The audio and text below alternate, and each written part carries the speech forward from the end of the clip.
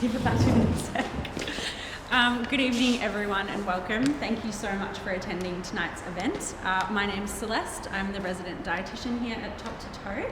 We're very excited to have you all here because this event has been about a year in the making, so we really appreciate those of you that RSVP'd last time and have made the effort to come today. I'm very excited to present our guest speaker, Dr. Peter Bruckner, but I'd just like to start with a brief acknowledgement of the land. So tonight's event is being held on the lands of the Wurundjeri people, and I wish to acknowledge them as the traditional owners of the land. I would also like to pay my respects to their elders past, present and emerging, and to any Aboriginal elders of other communities who may be present today. So I'd like to give you a very warm welcome, Dr. Bruckner, and thank you so much for joining us to present We're Getting Fatter and Sicker. Dr. Bruckner is a world-renowned sports medicine clinician and researcher with a special interest in nutrition. His most recent team appointments have been the head of sports medicine and sports science at Liverpool Football Club, team doctor of the Australian cricket team, and has been the team physician for professional football clubs, as well as national athletics, swimming, soccer, men's hockey teams, there's a lot, including Olympic and Commonwealth Games. He's also the founding partner and chair of the not-for-profit campaign Sugar by Half, and founding partner of the Olympic Park Sports Medicine Centre in Melbourne. He is also a professor of sports medicine at La Trobe University and a founding executive member of the Australasian College of Sports Physicians, not physicians. He has also authored more than 10 books and over 100 original research articles. In 2018, he published a fantastic book called A Fat Lot of Good, which dispels several nutrition myths and highlights the politics which overshadowed the early development of the dietary guidelines, while also providing great insight into the importance of insulin, inflammation, and the gut microbiome. So as allied health professionals and as doctors, we all recognise the importance of keeping up to date with the latest evidence and the somewhat difficult task of sometimes challenging our preconceived ideas and beliefs around nutrition. So tonight is a great opportunity to learn from one of Australia's leading researchers in sports medicine and nutrition. So Dr. Bruckner is going to present now, and then after we're going to have some time for a Q&A, and you're very welcome to ask any questions you have about the presentation or any of his work so far. Dr. Bruckner, please take it away. Thank you. Thanks very much. Thanks for the invitation. Sorry about the long-winded intro. That just shows I'm very old, that's all. But anyway, been around a long time. Okay, so you're probably wondering what a sports medicine doctor like myself is a sports physician is doing talking about nutrition. Well, hopefully I'll be able to you'll understand that in the next 3 hours. Only joking. So, as it was pointed out, I've had a long career in sports medicine, and you learn a few things along the way.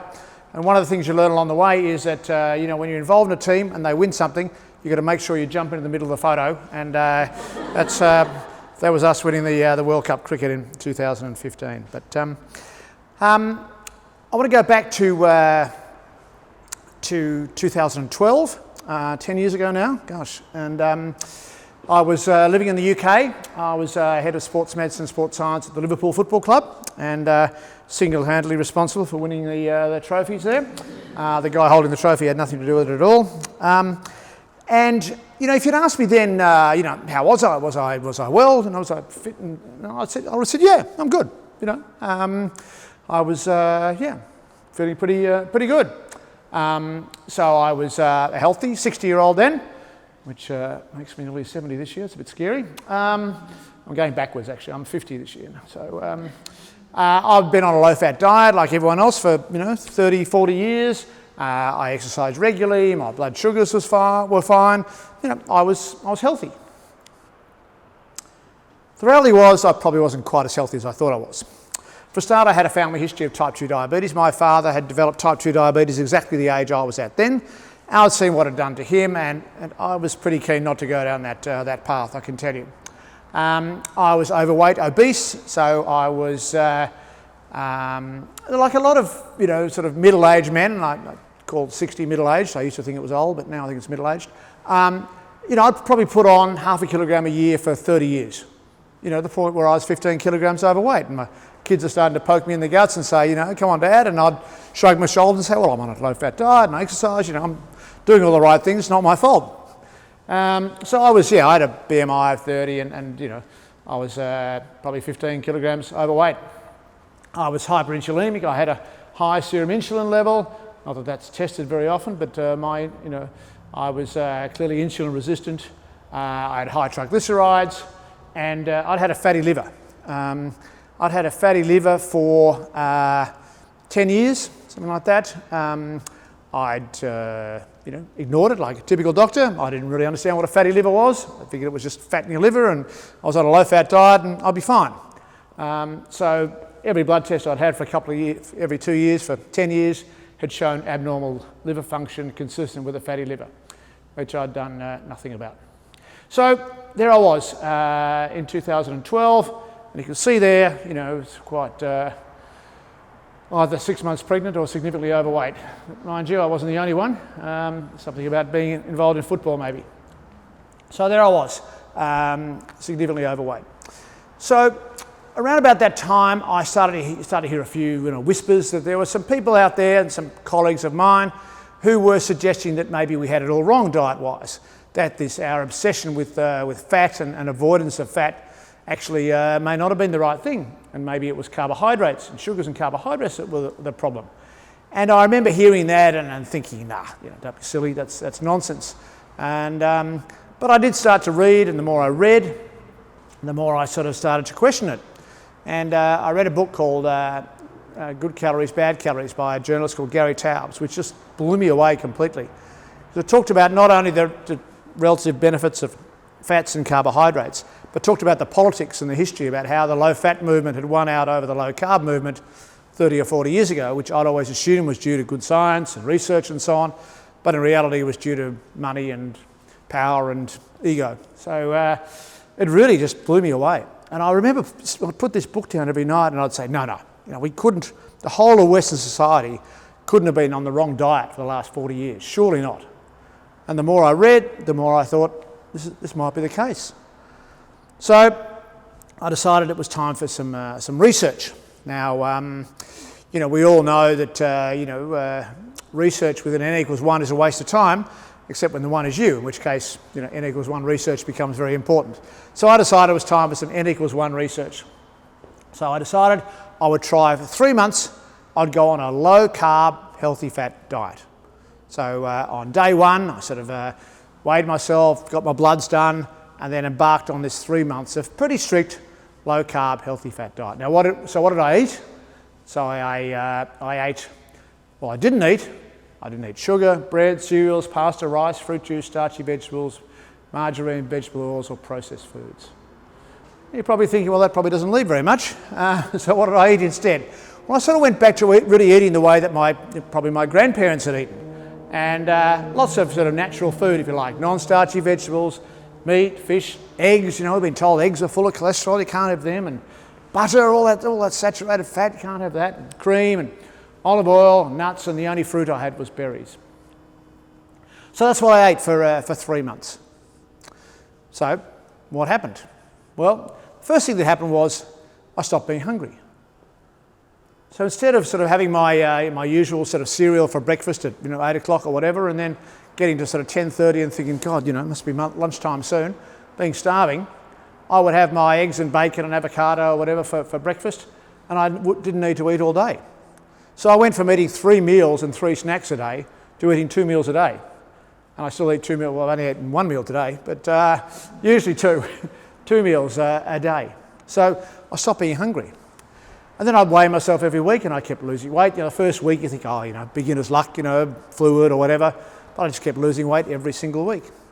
And then I started to feel a whole lot different. I had more energy. I concentrated better. My sleep improved. I stopped snoring. Happy wife, happy life.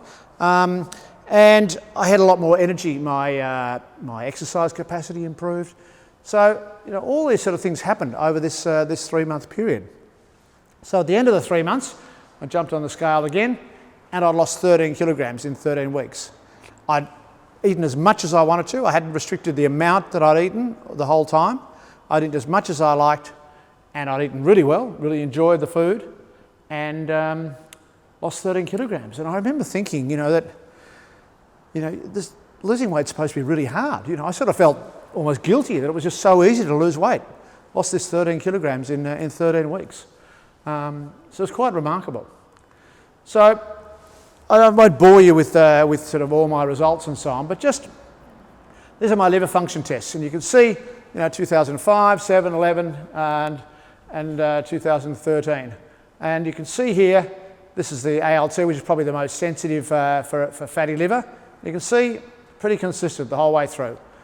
65, significantly elevated liver function test. So, and that always came back with the report consistent with fatty liver. So that's what I'd ignored. And there I am, after 3 months, down to 25, perfectly normal. So I'd reversed 10 years or more of fatty liver in 3 months. Might have been less than 3 months. I only did the blood test after 3 months. Quite remarkable. By eating fat. The more fat I ate, the more fat I lost, and the more fat I lost from my liver. Pretty bizarre. I remember at the time it was very confusing, but that was the reality. So, pretty amazing 3 months. In 3 months, reduced appetite, lost 13 kilograms of weight, my cholesterol got better, my triglycerides improved, my insulin levels normalised, my fatty liver resolved. If you could produce a tablet that did that, boy, none of us would ever have to work again. You'd make a fortune. And there it was, just by diet and by eating as much as I liked. I wasn't hungry the whole 3 months. Now there was one problem. I needed a new wardrobe, but I figured there was a small price to pay. But anyway, all right, enough about me. Let's talk about the rest of you. We've heard a lot about epidemics, haven't we, in the last 2 years, pandemics and so on. But, I would argue that it's actually not the biggest pandemic around. There are bigger pandemics than that around. First of all, obesity. We're the fattest generation in history.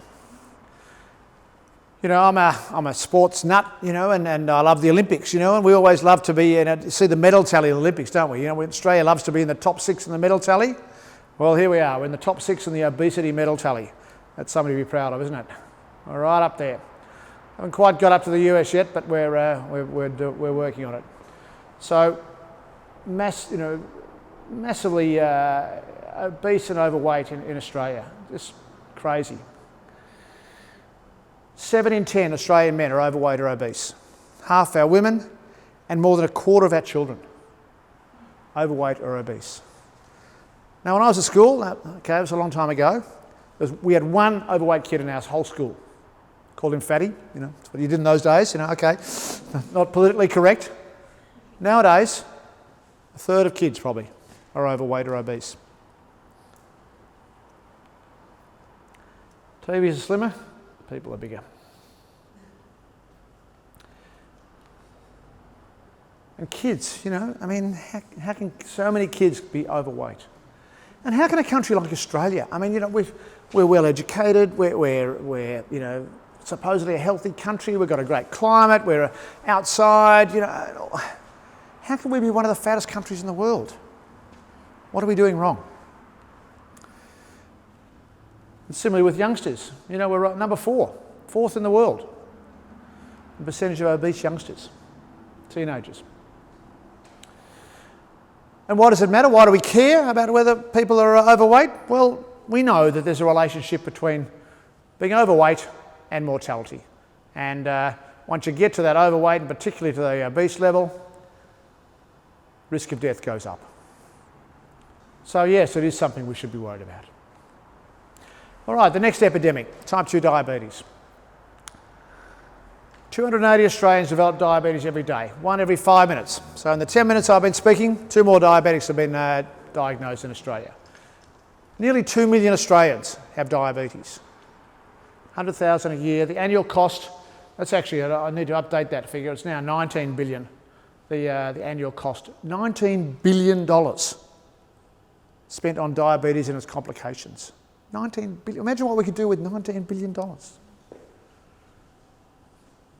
Incredible. Sugar was here.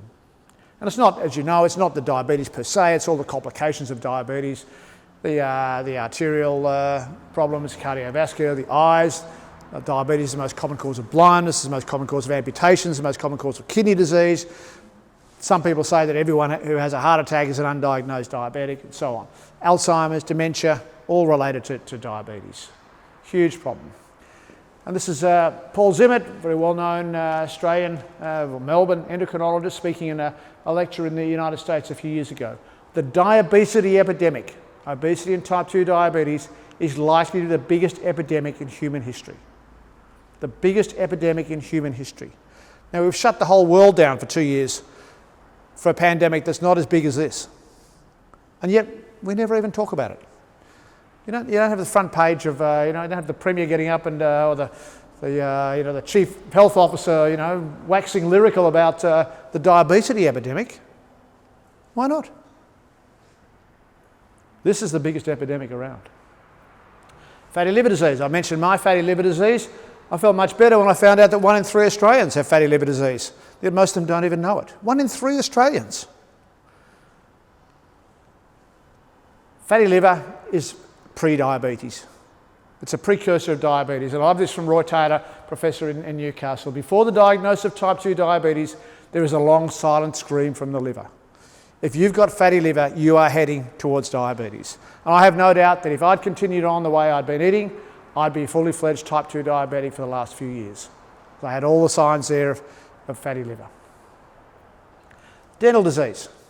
Now, I'm old enough to remember when we fluoridated the water supplies in Australia back in the 1960s. And we were told then, no more cavities. This will be the end of dental caries. Well, liver can beat fluoride any day. Sugar can beat fluoride any day. Still the most prevalent chronic disease in Australia. More than 50% of Australian children have tooth decay. Cardiovascular disease. Biggest killer still in the country. 4.2 million Australians have cardiovascular disease. Said the single biggest killer in the country. And finally, a whole bunch of chronic diseases that we'd never heard of when I was in medical school.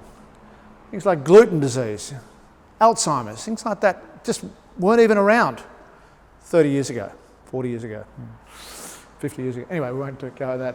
But all these diseases, are markedly more common than they used to be. What's changed? What's different? People say, we don't do as much exercise. Well, we actually do. We do the same amount of exercise as we used to. So, this is an interesting study. This was a study in the United States, taken 10 years ago or so, looking at the prevalence of abnormal metabolic health. So, the things that make up the metabolic syndrome, which is high blood pressure or high triglyceride or elevated glucose. And 88% of Americans were metabolically unhealthy. So only 12% of adult Americans were metabolically healthy. That's probably fairly similar in Australia. Pretty scary stuff. So what happened? Where do we all go wrong? How in a generation or 2 generations have we gone from being a relatively slender, healthy society to a largely overweight, obese, metabolically unhealthy society in the space of my lifetime anyway, 30, 40, 50 years. What's gone wrong? As I said, people say, we don't do as much exercise. We do as much exercise now as we did a generation ago. Then it was more work-related, now it's more leisure-related, but the actual amount is about the same. The thing that's different is what we eat. Okay, I'm not going to baffle you with science or anything like that, but I just want to show you one graph. So this is obesity. This is US figures, but Australia will be very similar over time. Okay, so this is obesity level starting in 1970, going up to the 2000s. Okay, and you can see here just a nice sort of flat line, and then around about 1980, things start to go up. All age groups, and continue to go up. So what happened around about 1980? Ronald Reagan got elected, Richmond won the premiership, Moscow Olympics. What happened around then? We were told to stop eating fat. they brought these guidelines in, the food pyramid, that sort of stuff. We were all told that fat was the problem, fat was the cause of cardiovascular disease, and we all had to get our cholesterol down and stop eating fat. So the food industry did what they were told. They produced all these low-fat foods, and we reduced the amount of fat. The problem was when you took the fat out of the food, you took all the flavour out. So the food industry, being clever ones that they are, thought, well, we need to put something back in. What did they put back in? Sugar. So these were the low-fat, high-sugar guidelines. And you can see they've been a fabulous success. We just got fatter and sicker for the last 40 years. What a stuff-up. And yet, most people out there still think we should be avoiding fat and having as much carbohydrate as we like. Slow learners. Same with diabetes, just starts a few years later. It takes a bit longer to develop diabetes, but you can see here, round about mid-1980s, up it goes. Every year, more and more diabetics. Now, some pyramids, were amazing. I mean, look, how do they build those pyramids? I mean, they're incredible. No cranes, no forklifts. I mean, how on earth did they do that? Amazing. The modern day pyramid, not such a good idea. A disaster. Look at this. Bread, rice, cereal, pasta, 6 to 11 servings. So when the US Senate commissioned an expert committee to come up with guidelines for these for the American dietary guidelines, the initial committee recommended 2 to 5 servings of this group: bread, cereal, rice and pasta. It went to the US Department of Agriculture and came back 6 to 11. Not hard to see who benefited from that. And that has been a disaster. And yet, that's what we've been told to eat. Don't eat fats and oils. Meat, you can have a little bit of meat. Don't eat cheese, don't eat dairy. Eat bread, rice, cereal, pasta. What's happened? We've got fatter and sicker. How do we get it so wrong? Well, back in the 1960s, there were 2 schools of thought. On one side of the Atlantic in the UK, there was John Yudkin, professor of nutrition, wrote this book called Pure, White and Deadly, and he believed that sugar was the problem. On the other side of the Atlantic was Ancel Keys, the most famous physiologist of his era. You don't get to be on the front cover of Time unless you're pretty well known. And he decided that cholesterol and saturated fat were the problem, not sugar. And they debated, they argued, and eventually Ancel Keys, through sort of force of personality and manipulation of results and the media, won out. And he was the god, and everyone followed his guidelines. And poor old John Yudkin died a broken man. Lost all his funding, lost all his research funding, and it was all about fat. This was Ancel Keys' research. So this is the famous 6-country study, right? So this is the amount of heart deaths compared to the amount of calories from fat. And what he showed was this nice, pretty much straight line that showed the more calories you have from fat, the more likely you were to die in these 6 countries. He published that, and that became the basis of all the low-fat guidelines of the last 40 years. It was only about 20 years later that someone looked at the research again and discovered it wasn't a 6-country study at all, it was a 22-country study. And in fact, when you put the 22 countries in there, there's no straight line at all. It's just a jumbled mess. And he'd plucked out the 6 countries that gave him a nice straight line and ignored the others. So basically, the whole dietary guidelines of Western society for 40 years is based on a fraud. Pretty scary, isn't it? Unbelievable. Even at the time, there were some people who realised that. This is Philip Handler from the National Academy of Sciences. What right has the federal government to propose that the American people conduct a vast national experiment on the strength of so very little evidence that will do them any good? And what was the answer of the American senators? We haven't got time to wait for the evidence. We're just going to go ahead anyway. So that was a fairly disastrous decision. So a colleague of mine in Wales, Zoe Harcum, went back and looked at all the evidence that was available at that time to see if there was anything that supported those dietary fat guidelines, and was unable to find any evidence to support them, either then or now. And yet, we've all been following those guidelines for 40 years. That sums it up pretty well. Ever since we've been on that diet, we've got diabetes, high blood pressure and heart disease. So when we took the fat out, we brought in these low-fat guidelines, what happened? The intake of animal fats, red meat, eggs, dairy was reduced. Low-fat food products, low-fat, high-sugar food products were produced. Ultra-processed foods, which didn't exist before then, it's probably a bit rough to even call them foods. They're really chemical concoctions, all these ultra-processed foods. The use of vegetable oils. They're not vegetable oils at all, they're seed oils, but vegetable sounds healthier, we'll call them vegetable. They suddenly started to come in and take away food. Using those vegetable oils grew more popular. What do we mean by ultra-processed foods? Well, here are some examples of ultra-processed foods.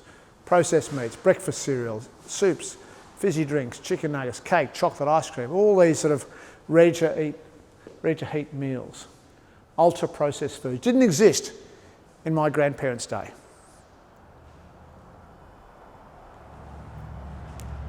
Disastrous for our health. Cheap, tasty, kids love them. Disaster. So that's what happened as a result of those low-fat guidelines. Now if there's one single decision that is the craziest of all time, was to replace a natural food like butter with an artificial fat, fake flavour, fake colour, chemical concoction, you shouldn't even call it a food, called margarine. If you knew what went into making margarine, if you ever sort of saw margarine being made, you would never, ever let it touch your lips. All sorts of things are added to it, taken from it, oils mixed, artificial flavours, synthetic vitamins, artificial colour, shocking stuff. Even the ants can work out that butter's a whole lot better than margarine. Maybe they're smarter than we are. So, another couple of my favourite nutrition myths. First of all, the classic diet-heart hypothesis. We've all lived off that for the last 40 years, haven't we? You know, the old thing, fat in your diet, obesity, cholesterol, fatty arteries, myocardial infarction. Fat in the diet leads to fat in the vessels of the heart. Sounds nice. Only problem is it's not true. This is George Mann from the Framingham study. Most of you might have heard the Framingham is probably the most famous public health study that's ever been done. It's a city in Massachusetts that's been followed for 60 years, all its citizens. And it's George Mann, a very well-known professor. A generation of citizens have grown up since the diet-heart hypothesis was launched as official dogma. They've been misled by the greatest scientific deception in our times, the notion that consumption of animal fat causes heart disease. So far, we've got the greatest epidemic of all time and the greatest scientific deception of all time. So there were people who realised it, but their voices were not heard compared to the rest. So this is an interesting study published in The Lancet, a very prestigious journal, 2017, looking at the association of fats and carbohydrate intake with cardiovascular disease. Huge study. 120,000 subjects. Massive study. 18 countries, 5 continents, called the PURE study. What did it conclude? High carbohydrate intake is associated with higher risk of total mortality. The exact opposite of what they've been saying for 40 years. Whereas total fat and individual types of fat, such as saturated fat, were related to lower total mortality. Exact opposite. Shown in this study, global dietary guidelines should be reconsidered in light of these findings. Published in The Lancet, largest study ever done. What happened? Got publicity for about a day, buried. No one makes any money out of that. Quite amazing. Okay, the second one. calorie is a calorie. It's all just calories, okay? You've got to eat less calories than you use and you'll lose weight. All calories are the same. A calorie is a calorie is a calorie. Well, if that's the case, then 800 calories here do the same things to your body as 800 calories here. And that's clearly nonsense. So while calories are important, they're certainly not the only thing. And it's what makes up those calories that are just as important. And then we've all heard this, haven't we? Oh, it's okay, just eat everything in moderation. You need a balanced diet. Well, who wants you to have a balanced diet? Well, these people want you to have a balanced diet. Because that means you can eat whatever you like, you just have to do some exercise and run it off. Of course they do. So, cholesterol and calorie hypothesis are both dead, according to me. It's now time to focus on the real culprit, insulin resistance. So these are the key factors that really people don't understand, or the people who are making the dietary guidelines don't understand. Insulin resistance, the gut microbiome, and inflammation. I haven't got time to go into them at great length, but just very quickly, insulin resistance, you eat too many carbs, your blood sugars rise, that causes insulin to be released, that causes insulin drives the sugar into the liver, stored as fat, and then you get this vicious cycle developing. After a while, your body becomes resistant. If you have high levels of insulin, your body becomes resistant to insulin, so it needs more insulin to have the same effect, to drive the sugar out of your blood. And so you have more and more insulin secreted, and insulin is a fat storage hormone. Hence, that's why we become fat. Fat in the liver to start with, and then visceral adiposity after that. And insulin resistance has been related to all sorts of different conditions. Type 2 diabetes, obviously, but all these other conditions as well. Now again, I promise you this is the last chart, but this is the number of clinical events, and this is a measure of insulin resistance. This is the low, middle, and high insulin resistance. If you look here, if you're insulin sensitive, you've got low insulin resistance, you're virtually immune to illness. Whereas if you're highly insulin resistant, hypertension, cancer, coronary heart disease, type 2 diabetes, cerebrovascular disease. There is no other single factor, not LDL cholesterol, not glucose, nothing that is a dramatic difference between lower and higher as insulin resistance. It's a key to a lot of ill health. Then there's the gut microbiome. You've probably heard a fair bit about that, and it's certainly an important factor in chronic poor health is the state of our gut microbiome. And those of you who want to read a book, there's a great book written as well. What about inflammation? Now, most of us in the sports, world, we're familiar with inflammation, red, hot, swollen joints or tendons or bursa or whatever. But what we're talking about here is a different type of inflammation. It's chronic low-grade inflammation. And there's now an increased understanding that chronic low-grade inflammation is the basis of most chronic disease.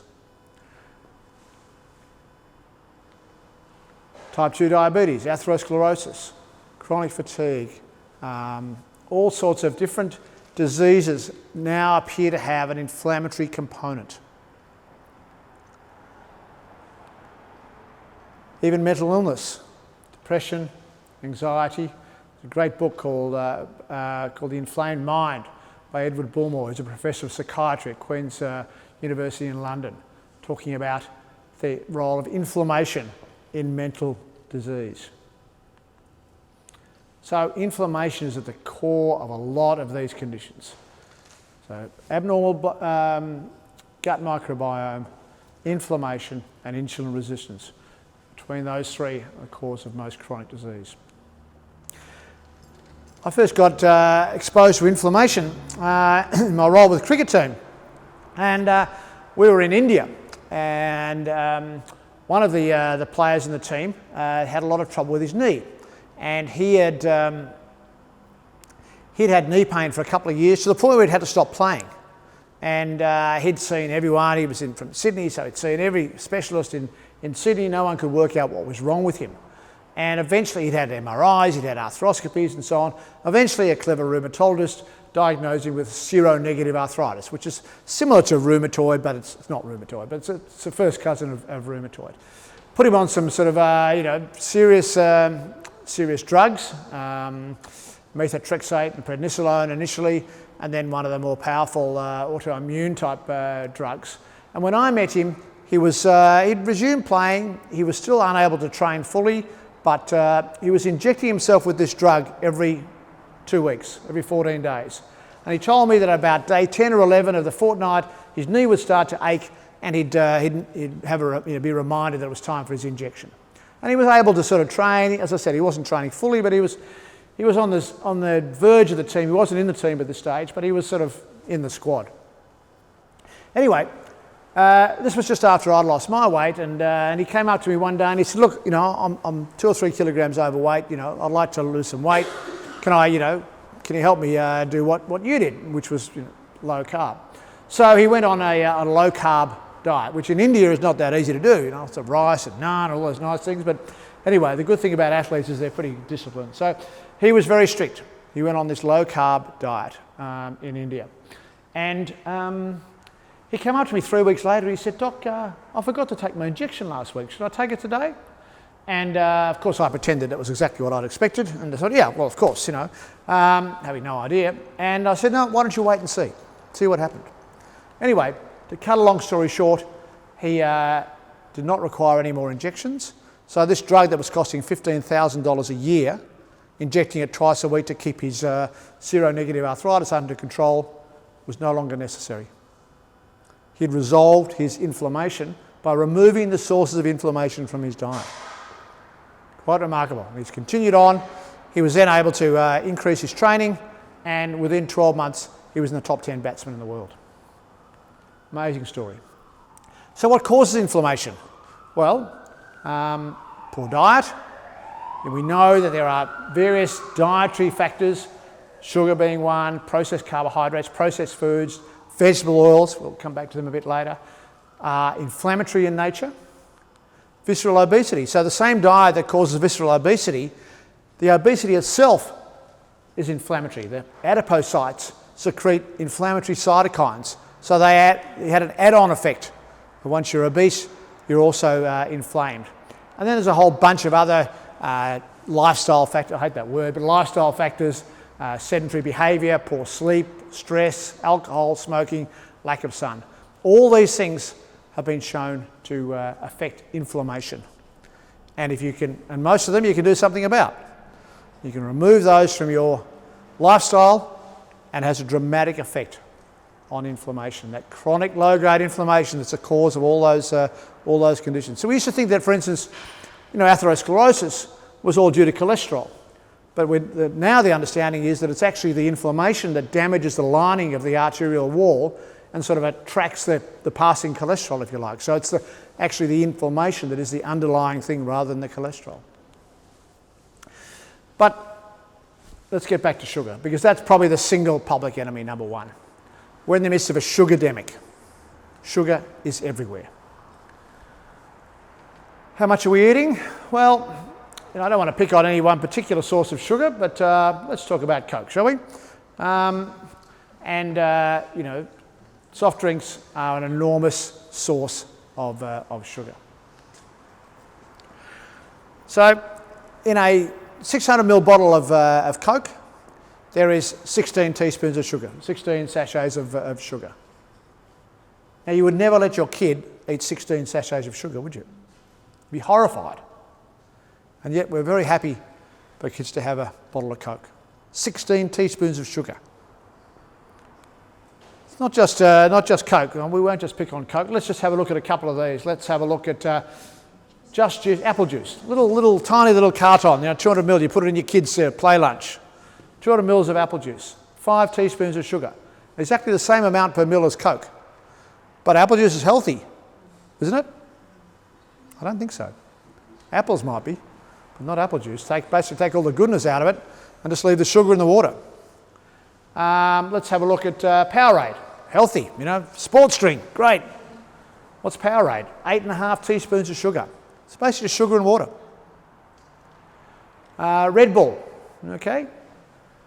473 ml can of Red Bull, 13 teaspoons. Okay, you all had it with your vodka on Saturday night, didn't you? Okay, might be the vodka that kills you, it'll be the Red Bull that kills you. And then Boost juice. You know, look, we go into a Boost juice shop, don't we? And we feel really good. Like, I'm being really healthy. All those people having their Coca-Colas over there, I'm going to go into a Boost juice shop and have a healthy fruit juice.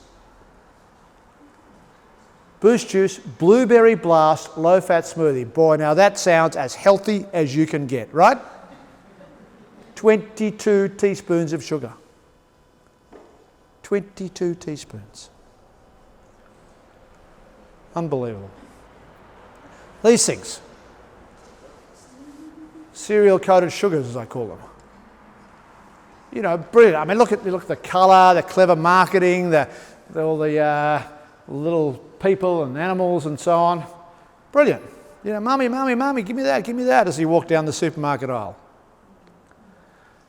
But no, we're not going to have cereal today. We're going to be healthy. We're going to have Up and Go. Very healthy.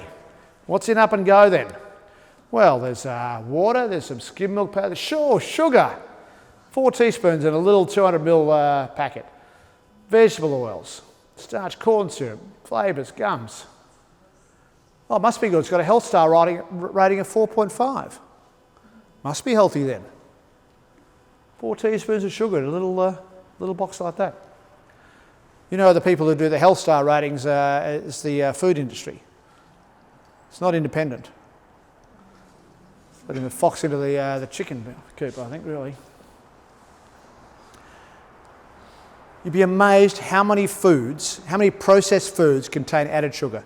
70 to 80% of all processed foods contain added sugar, and most of the time we don't even realise it. Because it's not called sugar on the label, is it? No, they use all these different names for sugar. Now you might have 3 or 4 of those in the same one, because they're not adding them up. They don't seem to be as bad. Okay, little quiz, you know, just you're all falling asleep there, I can tell that. Keep you awake, okay? Now you're all familiar with the Master Foods barbecue sauce, aren't you? The big brown box, you know, you can't have a Barbie without Master Foods barbecue sauce, can you? I'm on the payroll, so I have to promote it, see? It's good, right. 930, big bottle. I opened the fridge one morning, the kids had had a barbecue the night before, and there was this big bottle of Master Foods barbecue sauce. So I turned it around, put my glasses on so I could read the label, and calculated how many teaspoons of sugar is in that bottle. So I want you to put your hand up if you think there was more than 20 teaspoons. More than 30 teaspoons. 40, 50. Surely not more than 60 teaspoons. How many teaspoons? 125 teaspoons of sugar. 497 grams of sugar, half a kilo pack of sugar in that bottle of Master Foods barbecue sauce. I kid you not, go and check it if you don't believe me. Now that's an extreme example, but tomato sauces, they're all the same. Sugar is everywhere. And the food industry are very clever. They've got us all sort of addicted to sweetness. We expect things to be sweet now. We're used to sweetness. They have this thing called the bliss point. They've got a new food product, new processed food. They increase the sugar levels until the tasters say that's the bliss point of maximum sugar. And that's what they produce. Scary stuff. So what are we eating? Well, they say that the average Australian has 14 teaspoons a day. I think that's probably a pretty conservative estimate. I think it's probably about 18 to 20 teaspoons of added sugar a day. That's sugar on top of what's in fruit and dairy and so on. So about 18 teaspoons of sugar. A lot of teenagers are having, 38, more. You've only got to have a couple of cans of Coke or squirt or 2 of barbecue sauce and you're way up there, aren't you? Think about what do you have for breakfast? Oh, I might have some orange juice, I might have some cereal, I might have some fruit yogurt, maybe a bit of toast and jam, and maybe a tea and a couple of sugars. You're already up to 18 teaspoons you haven't left home. Sugar is everywhere. World Health Organization recommends ideally no more than 6. We're a long way off that. So, okay, we sort of get sugars, I guess, but what about carbohydrates? So what are carbohydrates? There's really two broad categories of carbohydrates. One is the sugars, in which you've got monosaccharides and like glucose and fructose, and the disaccharides, which is like sucrose, which is one molecule of each of glucose and fructose. So they're the sugars, if you like, and then there's the starches. So I think, most people a lot of people get the fact that sugars are not very healthy for you. But traditionally, we've been happy for people to eat what we used to call complex carbohydrates or starches. So, rice and pasta and cereal and all that sort of stuff. But what are starches? Starches are basically just a series of glucose molecules. That's all they are. It's a bunch of glucose molecules. When you ingest a starch, your digestive system, your amylase, breaks down the starch into glucose. So when it's absorbed into the bloodstream, it's the same glucose as you get when you eat sugar. The only difference is it's absorbed more slowly because it's taken time to break down, but it's still the same amount of sugar. So carbohydrates are sugar. So I don't really understand why people think that, sugar's bad, but, starches are okay. I don't get that at all. So really, a Coca-Cola and a potato has the same amount of sugar in it. So this is the effect that these starches have on blood sugar. A baked potato raises blood sugar the same amount as 9 teaspoons of sugar. Spaghetti, 6. White rice, 9 teaspoons of sugar. So it's not surprising. We've been encouraged to eat this stuff for years. No wonder we're getting fatter and sicker.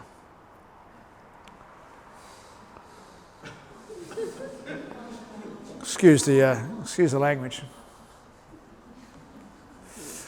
Okay, so how many carbs should we be having? Right? So, people talk about, what are we doing about carbs? So the average Australian probably has somewhere between 200 and 300 grams of carbs a day. Is that right, Celeste, roughly? Yeah, you go with that? A lot of people have a lot more, but that's probably the average. We talk about low carb. There's no agreed definition of low carb. It's probably, say, under 130 grams of carbs. It's sort of regarded as low carb.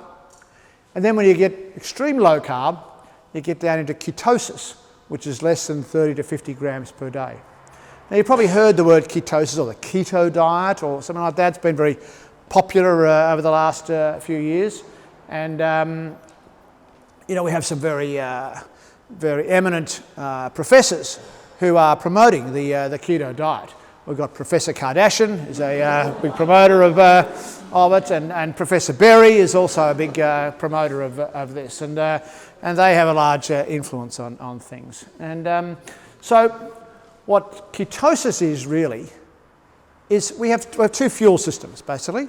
We can either, like petrol and diesel, we've got a hybrid, or petrol and electric.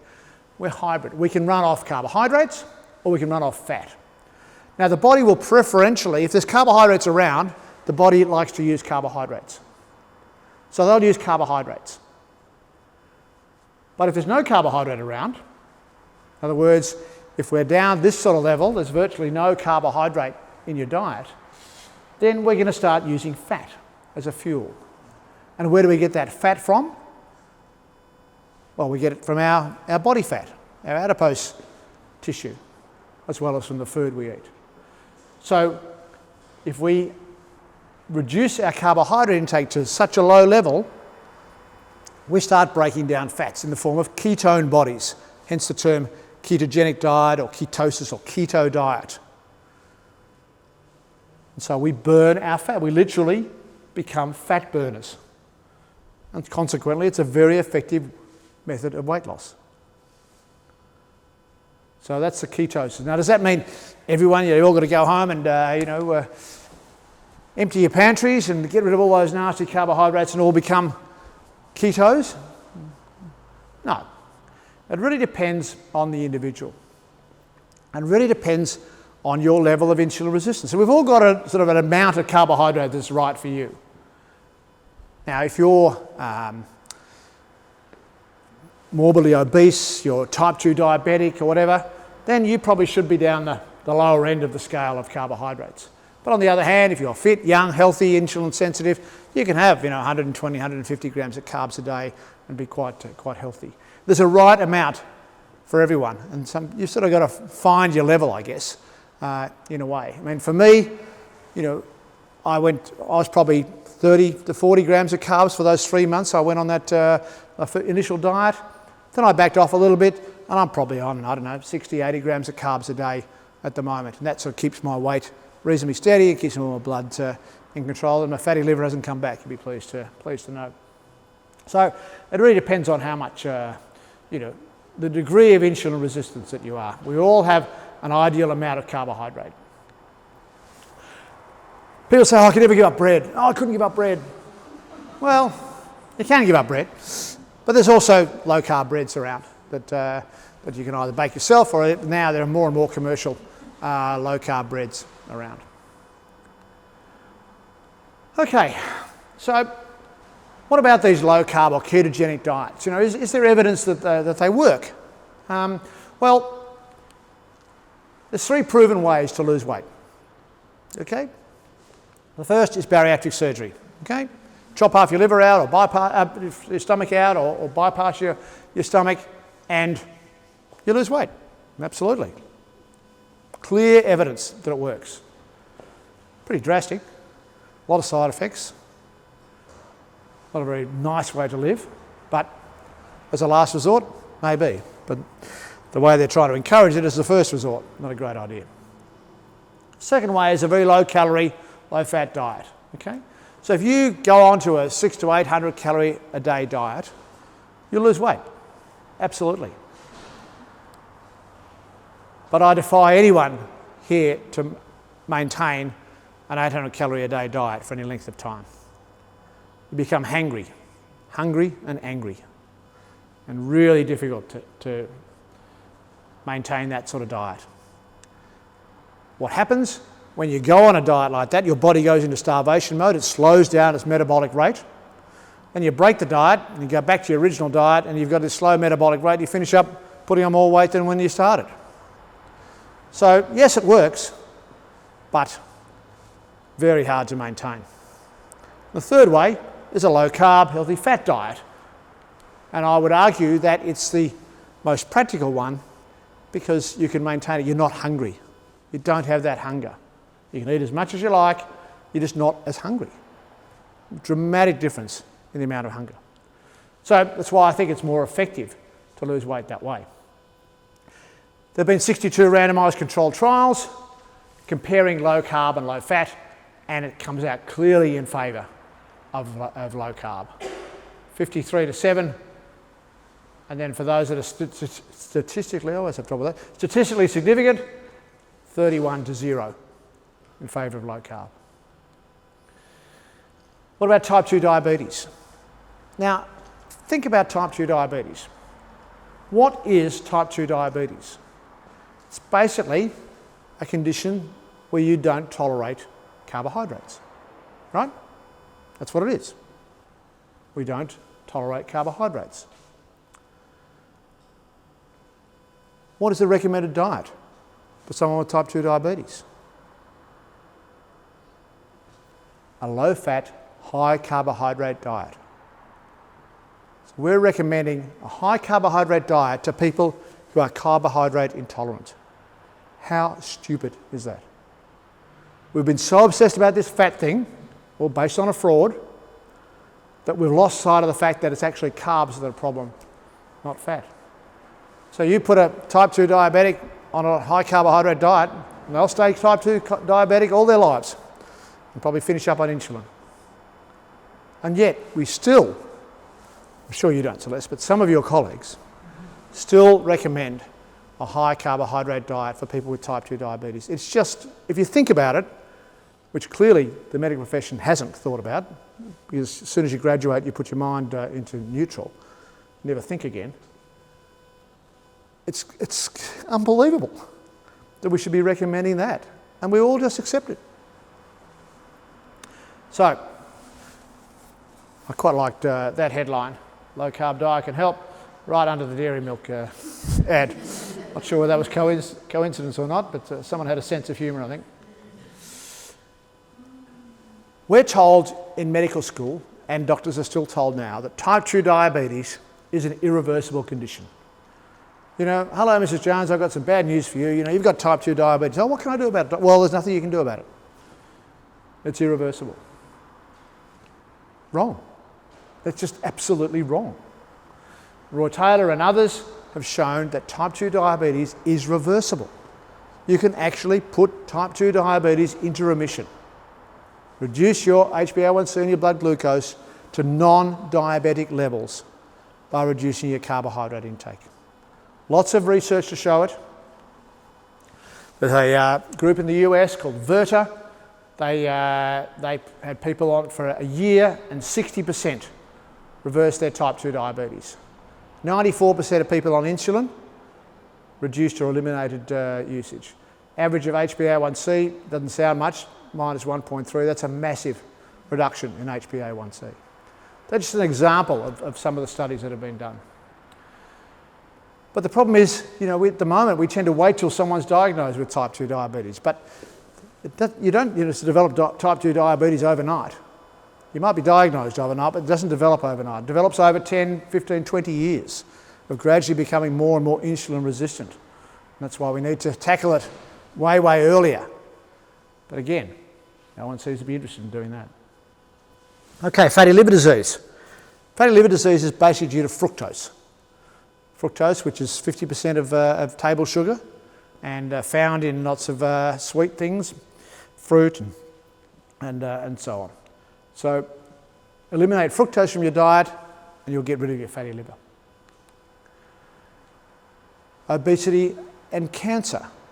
There's now a lot of links between obesity and cancer. 13 different cancers have been associated with overweight and obesity. There's a fascinating story about the Warburg effect. And Otto Warburg was a Nobel Prize winner in the 1930s who discovered that cancer cells rely completely on glucose for their nutrition. So they don't have the other option of fats. And what he suggested was that if you eliminate sugar from people's diets with cancer, their cancer cells will starve. And now more and more ketogenic diets are starting to be used as an adjunct to routine cancer treatment in our hospitals. So there's a lot of interest in the metabolic theory of cancer rather than the mitogenic. The ketogenic diet's been used in the management of epilepsy for 100 years. So 100 years ago, they discovered that childhood epilepsy responds really well to removing sugar.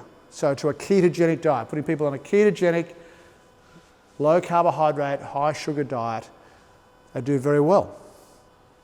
Then drugs came on the scene and it sort of got forgotten for a while. But in the last 10 to 15 years, there's been this increased interest in the use of a ketogenic diet in children with epilepsy. And there's a unit at the Royal Children's, a ketogenic diet unit. All the major children's hospitals in the world are treating particularly the medical resistant childhood epilepsy with a ketogenic diet. There's a great story, some of you may have seen the film with Meryl Streep, First Do No Harm, and that's about a little boy called Charlie. And Charlie was a 2-year-old boy who was having 50 fits a day. He was the son of a Hollywood producer, very wealthy guy, seen every specialist around, had every treatment, tried everything. Nothing had worked. Went on to a ketogenic diet and his fits disappeared. His epilepsy disappeared. And so his father got very passionate about it, set up something called the Charlie Foundation, which is still in existence today, and Meryl Streep starred in that movie. So interestingly, it's lots of scientific evidence showing the efficacy of a ketogenic diet. Now the interesting thing is you'd think, 100 years ago, people might have said, oh, this ketogenic diet seems to work in this sort of neurological condition that's irritability and all that sort of stuff. Maybe it might work in some other neurological conditions. No one bothered to think about that. We just thought, oh, just works in epilepsy, fantastic. We won't actually think about anything else. Recently, there's evidence now that it might be related to Alzheimer's disease, Parkinson's disease, multiple sclerosis. There's a great book called The Wiles Protocol. This Terry Wiles is a female physician in the US who was in a wheelchair with multiple sclerosis. Changed her diet onto a ketogenic diet and it's basically made a full recovery. Now, she's got a great TED talk. If you can't be bothered reading the book, get on and watch her TED talk. It's fantastic. Same with autism spectrum disorder. So there's just starting to be some really interesting pilot data and evidence. There's a neurologist in New Zealand called Matt Phillips who's done a study on both Parkinson's and Alzheimer's and showed significant improvement with ketogenic diets. So I think we're going to hear a lot more about the role of diet as a medication, if you like, as a treatment over the next few years. The problem, of course, is there's no money for research. So who funds research? Drug companies? Well, they're not going to do it. And governments? Well, it's against the dietary guidelines, isn't it? So they're not going to do it. So it's very hard to find funding for research. Otherwise, we'd be much further advanced in this than we are. I mentioned before about the mental health issue, this inflamed mind. And there's good evidence now that dietary approaches to mental health can be just as effective as medication. And Felice Jacka, who's a professor at Deakin University, has written a good book called The Brain Changer. And her studies have shown equally good results with diet as with antidepressants.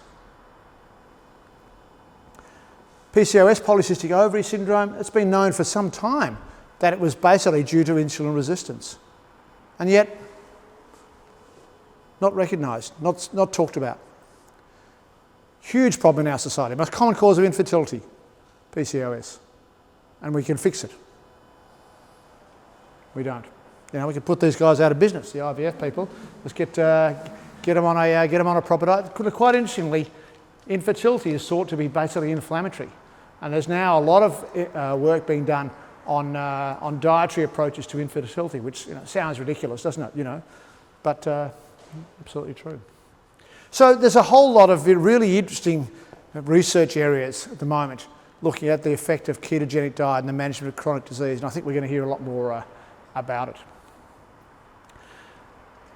But the interesting thing is, patients discover this for themselves and go and tell their doctor, and their doctor will tell them they're mad and so on.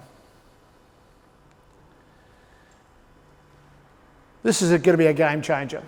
These are continuous glucose monitors. Probably some of you may have seen those. They're something that you can attach to your arm and link up to your phone, and it will monitor your blood glucose level on a continuous basis. Already being used widely by type 1 diabetics and available for people who want to use them. And the fantastic thing about that is it gives you real instant sort of feedback as to what a particular food or a particular meal is doing to your blood sugar. And there's nothing better than seeing, you're having your breakfast cereal and you're seeing your blood sugar go, whoa! And the next day you have an eggs and bacon and it doesn't change. So I think that's going to be a real game changer, this CGM, and it'll eventually hopefully become cheaper.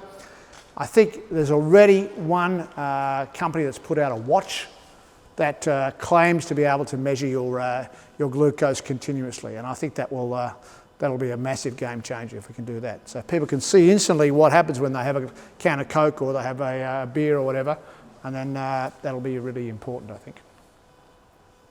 Okay, sugar makes you hungry, carbohydrate makes you fat, polyunsaturated oils make you inflamed and sick. And these oils are nasty, okay? These industrial seed oils, they started off being cleaning materials. And someone realised that if you heated them up, they acted a little bit like lard and butter and so on, and they're a lot cheaper. So they raise our omega-6 to omega-3. Now we have two different types of polyunsaturated fats, omega-6 and omega-3. They're both essential. Back in the old days, we used to have a ratio of about 1-to-1, omega-6 to omega-3, omega-3 to omega-6. Now it's about 15 or 20-to-1, omega-6 to omega-3. And the omega-6 are the inflammatory ones, omega-3 are the anti-inflammatory ones. You can see here, the effect that when they're heated, these vegetable oils release aldehydes and other sort of toxic chemicals. You can see here after 30 minutes, for instance, the effect it has on toxic aldehydes produced And this is sunflower oil and corn oil and the much more than olive oil and butter and coconut oil. So we really should be eliminating those vegetable oils or seed oils and going back to the way that our parents used to cook with, butter and beef tallow and lard and all those sort of weird things that they used to use. People always talk about, saturated fat's the cause of heart disease. Well, saturated fat levels haven't increased. Vegetable oils have dramatically increased along with heart disease. Maybe it's just coincidence, maybe not. We'll go back. So, processed foods basically contain a combination of sugar, vegetable oils and grains. And you could argue that none of them are particularly good for you. What about supplements? People say, well, what supplements do you take? Well, that's the only supplement I take. That's all you need. Poor old eggs, have been demonised for years. Arguably the healthiest single food you could possibly have. Forget about the cholesterol. We've known, even Ansel Keys 50 years ago knew that the cholesterol contained in food had no effect on your serum cholesterol. But that didn't suit his agenda. Pay the farmer now or pay farmer later. I wish I'd thought of that one myself, but I like it. So what can you do? Well, you can reduce the amount of sugar, starches, vegetable oils, processed foods, and low-fat, high-sugar foods. And increase the amount of water, fresh fruit and veg, meat and fish, full-fat dairy. We've been having this reduced fat dairy. Ugh. Tastes terrible, useless. There's nothing wrong with the the saturated fat in dairy and meat. Eggs, talked about. Jerf, just eat real food. Jerf. You only take one message home, jerf. Don't eat anything your grandmother wouldn't recognise as food. She wouldn't recognise any of this packaged stuff now. Didn't exist in her day. Avoid the middle aisles of the supermarket. All the good stuff's on the outside, isn't it? All the meat and fruit and veg, and dairy and so on, all on the outside. Okay, get your toilet paper, but that's about all, okay? Nothing else, all right? Read the labels. You can't tell me any food needs 13 ingredients. That's not a food, that's a chemical concoction. If on the food label there's more than 4 ingredients, one of the first 3 is sugar or one of those names, those 50 names for sugar, leave it on the shelf. So what do I eat? Well, for breakfast I'll either have eggs and bacon and tomato and mushrooms, sausages, something like that, or I'll have some full-fat Greek yogurt and some berries and some nuts. And a bit of coffee doesn't go astray. Lunch and dinners, just meat, fish, eggs, salad, vegetables, just simple, tasty food. What happens when you do that? Well, your appetite goes down, your weight goes down, your insulin levels go down, your risk of diabetes, your risk of fatty liver, dental care, cardiovascular disease. It's a massive difference.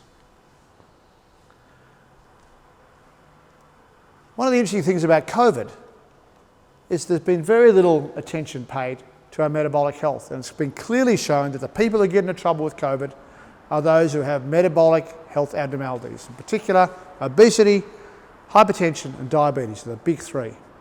Figures are astronomical as far as ill effect from COVID. And yet, do we hear people talking about that at all? Why don't we focus on getting metabolically healthy so we can handle the next COVID that comes along, rather than vaccines and all that sort of stuff. So sugar is sort of the new tobacco.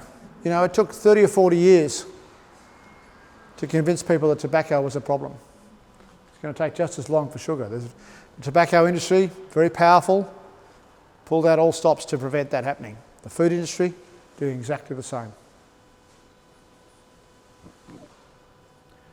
So we started an organisation called Sugar by Half a few years ago with the aim, of reducing the amount of added sugar by a half. And we have education programs in schools and so on, and various campaigns going at the moment to try and reduce sugar. Then last year, I was a bit bored in lockdown, so we thought we'd try and tackle diabetes, because no one is tackling diabetes. So we started a program, an app-based program called Defeat Diabetes, which I've put together with a couple of colleagues, and there's a whole bunch of lessons and recipes and meal plans and cooking demonstrations, and it helps people understand what diabetes is and also what they can do about it and what sort of foods and so on. So it's been quite successful. We've had over 5,000 people take that up. It costs $100 a year. It's cappuccino every second week, and it's pretty cheap, really. So everything we have in that program is scientifically proven. It's Australian. It's recommended by doctors and dietitians, and we've got a whole lot of case studies there. We looked at a series of, well, this is basically an example of some of the lessons and articles and diet and so on that's in the program. So it's pretty good. We looked at the first cohort of people that we enrolled in the program after 3 months, and 62% of them had put their diabetes into remission. Something you're supposedly not allowed to do, not able to do. More than 60%. I just reduced their medication. Everyone who was on insulin had got off insulin. Insulin's terrible. I mean, the problem is too much insulin, and yet we're giving people more and more insulin. It's crazy. The problem is that we don't have a health system, we have an ill health system. We basically sit around and wait and let people eat crap and sit in their bums and do nothing till they get fat and sick. And then we say, come on in, come on in. I've got drugs for you, I've got bariatric surgery, I've got all sorts of things. Too late. We've got to get kids eating properly. We've got, kids, get weaned onto bloody Coca-Cola or fruit juice or whatever. They're all having huge amounts of sugar. So we've got a massive problem, and we've got to do something about it. Thomas Edison, the doctor of the future will give no medication, but will interest his patients in the care of the human frame, diet, and the cause and prevention of disease. When did he say that?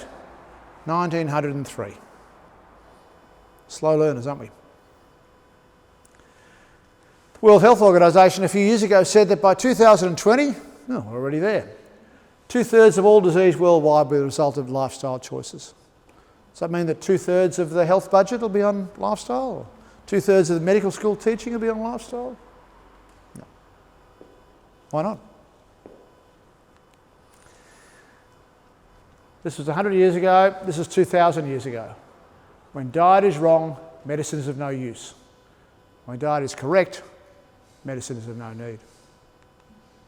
So I hope you can see why I gave out the best job in the world, single-handedly winning the Ashes for my country, and decided to take on this public health advocacy to get people to eat better. Put out a book that's sitting there, and a couple of years ago, and that's sold pretty well, and happy to sell you a copy if you're interested, and thank you very much.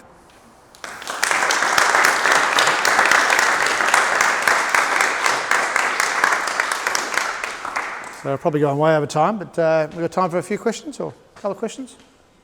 Anyone want to comment or question or anything like that? You just want to go home, don't you? Yeah, that's right. Celeste, far away. What would be your recommendation for a patient who is pre-diabetic? Yep. Would you recommend a ketogenic diet or a low-carb diet? Low carb initially, I think. Yeah, see if we can get their blood sugars under control. I think the HbA1c is a very good measurement, and if you can keep that, there's a non-diabetic range, there's a pre-diabetic range, and there's a diabetic range. And if you can get people into that non-diabetic range, and it's a bit of trial and error sometimes, but I would reduce their carb intake, get them onto real food, reduce their intake of particularly of processed foods and so on. But yeah, you don't have to go the whole hog, and initially anyway, with ketogenic diet, because it's not, it's quite challenging, a ketogenic diet. Some people love it. Other people struggle with it. But so I'll tend to, there's two ways of doing it. Either you can go real cold turkey and real hard for the first few weeks, and that's what I did. Just sort of lost all my weight and got my sort of metabolic health under control, if you like, and then I sort of backed off. Or you can do it the other way and just, try a little bit and see how that works and go from there. So different ways of doing it. But you don't all have to be on a ketogenic diet. Certainly I don't want you to go away thinking, this wacky doctor said we're all going to be on a ketogenic diet. No, but certainly in the short term and for some people the long term, they need to do it. Yes? So, do you not drink any alcohol? Do I not drink any alcohol? Oh, well, I wouldn't say that. No, as far as carbs go, there's very little alcohol in spirits. There's no alcohol. There's very little carbs, rather. There's plenty of alcohol. There's no carbs in spirits. So what you've got to avoid, in particular, is the mixers. Things like Coke and tonic and so on that are full of sugar. Beer there's a fair bit of carbs in beer, but there's actually now some low carb, and there's actually two no carb beers. There's a Burley Big Head beer, and there's a Better beer that are zero carbs. So obviously have some calories from alcohol, but if you want to drink beer, they're the ones to drink.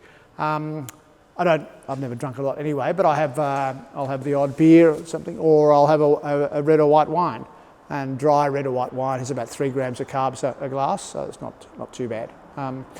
It's the mixers, it's the sweet, the Baileys and things like that. Things that are sweet obviously have a lot of sugar. Sweet wines and the mixers and beers are the problems. Yeah, but you've got to enjoy life. You can't. So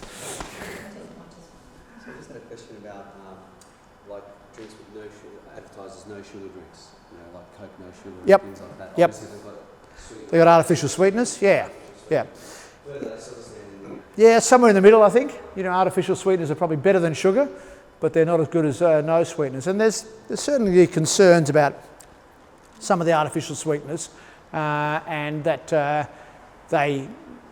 are various ill effects, particularly on your gut microbiome, that seem to have an ill effect on those. So, I think as a staging point, they're probably a good thing, but I think ultimately you're better off without those. Would you put that in the processed category? It's not necessarily food, it's a drink. Yeah, well, they are really, yeah. Yeah, there's lots of artificial things in them and so on, yeah.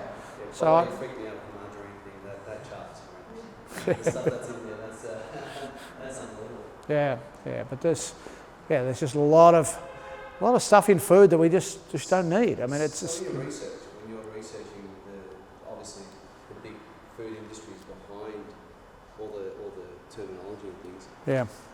you must have been quite confronting seeing the corruption. Oh, it is quite depressing, really, in a way. See what's going on. That hasn't changed in so many years. Money. So and who's running? The food industry is incredibly powerful. Sugar industry is quite big. Sugar industry, the processed food industry. They've got hundreds of lobbyists in Canberra. We don't have any. There's no one lobbying for good health. Well, there is, but they're not very loud. And I had a meeting with my former local member, no longer, recently. And was Katie Allen, who was a paediatrician, and actually wrote an article just before she got into Parliament on advocating a sugar tax and so on. So she gets it and so on. But she admitted that the food industry is incredibly powerful and very difficult to overcome. In the same way the tobacco industry was. And it wasn't until we had overwhelming evidence of the ill effects of tobacco that eventually, after 40 years, we got rid of tobacco. Do you see that eventually happening? Yeah, well, I would hope so. Yeah, might be for want of trying anyway. I'll still be out there trying. Yeah, so it's frustrating, and part of the frustration is with my own profession. Doctors aren't embracing this. And still the leaders in the profession are still advocating, high carbohydrate diets and low fat, and still think cholesterol's the evil and so on. Just the evidence is overwhelming that that's not the case. But the problem is that doctors know nothing about nutrition. Now, how many days teaching did you get on nutrition in your medical course? Barely remember any. I don't remember a single lecture. Now, it's a while ago now, but here's someone who's much more recent than me. We just don't get taught about nutrition. So you stay in your comfort zone. And doctors' comfort zone is drugs and surgery, and so that's what we do. That's also a lot quicker to write a script out than to give people 10 minutes advice on what they should be eating. So instead they send them off to the dietitian. And with due respect, most dietitians are still old school as well. Low fat and low calorie and so on. So, it's a real frustration and, for those of us who are trying to change things, to even our own profession who you'd think would, understand this sort of stuff are just blind to it and just, there's a great saying in medicine that 50% of everything you learn in medical school turns out to be wrong. You just have to work out which 50%. And unfortunately, a lot of people assume that everything they're taught in medical school is right and stays that way. And look, I was the same. I mean, I'm just as guilty as anyone else. For 30 of my 40 years of medical practice, I was doing the same stuff, low fat, and telling people to do this and do that. And I'm embarrassed, but it was the case. Yeah. I'm hearing a bit about the man shake, and I'm interested to hear what your impression. The man shake. It's getting promoted on TV as well. Yeah. Well, there's man shakes, or there's various shakes that protein shakes and so man shakes is a particular brand that gets promoted quite a lot. I'm never a big fan on shakes as a meal replacement, because ultimately, you can't live off shakes all your life, and you've got to eventually resume eating. They can be quite effective in the short term if you want to lose weight rapidly, but again, I'm not a fan because I think we need to learn how to eat properly and eat healthily, and shakes are sort of a bit of an artificial way of doing it, but. Again, short-term weight loss, want to get kick-started on a weight loss regime, maybe there's a role for them. But again, they're processed foods. The shakes are all full of, all sorts of, not particularly healthy things, I believe. So I would rather just, eat natural food and reduce the amount of carbohydrates and have just as much of an effect. So yeah, not a big fan. Yes. Closely aligned to this type of diet is the Mediterranean diet. Yeah, well, Mediterranean diet's an interesting one because Mediterranean's a big place, and no one really defines, other than lots of olive oil. There's a lot of controversy about what's in a Mediterranean diet, and the sort of vegans like to use it as an example of a vegetarian diet, saying, that they don't have, but which is not anyone who's spent time in the Mediterranean would know that most of their meals are meat-based. So I don't know why they say that. So I'm not crazy on the term, but I think what they're getting at is much more or much less processed foods and much more emphasis on meat and fish and dairy and eggs and lots of fruit and vegetables in particular. So yeah, and olive oil rather than these artificial vegetable oils and so on. So yeah, I think the true Mediterranean diet is healthy. Yeah, absolutely. All these different diets. There's Mediterranean and paleo and keto and low carb and Atkins and all these different ones. I mean, they're all basically the same principle. Real food rather than processed. Just avoid processed food. If you go home, open your pantry, get a big garbage bag, sweep everything in your pantry into the garbage bag and take it down to the local somewhere, and you'll be a lot better off. We've just got to get back to eating real food, and we'll be much better. Anyway, that's probably enough from me, is it? Oh, one more. Okay. What are your thoughts on semaglutide? Been a lot of information about. There has. Yep. Yeah, that's a new type of drug that's out. That's been advocated for both diabetes and for weight loss. I don't profess to be an expert on that at all. It seems to be quite effective. But again, I think unless you get the diet side of it right, you're not going to, it's again not sustainable in the long term. And all these drugs have side effects. And I think, unfortunately, most people would rather take a tablet than change their diet. And which I think is very frustrating and sad, but anyway. But they do seem to be reasonably effective. The initial reports are quite good, but I think it doesn't compensate for a bad diet, though.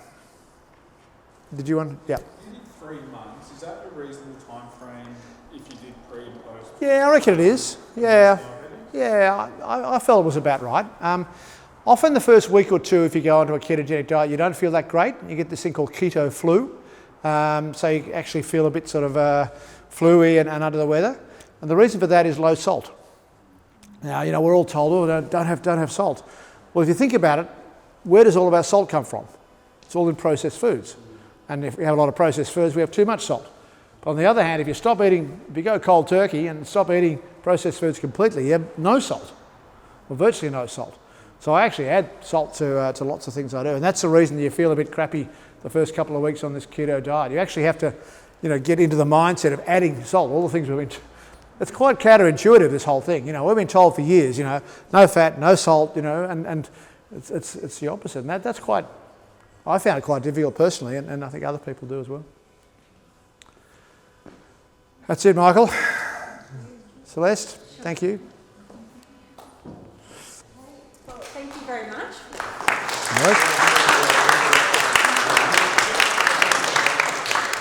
Thank you all very much for attending tonight. I hope you all found it very intriguing and you're going to go buy your books and do your research. And thank you so much, Peter. That was a Pleasure. wonderful presentation. Really enjoyed having you all here and hope to see you again soon. Thank you.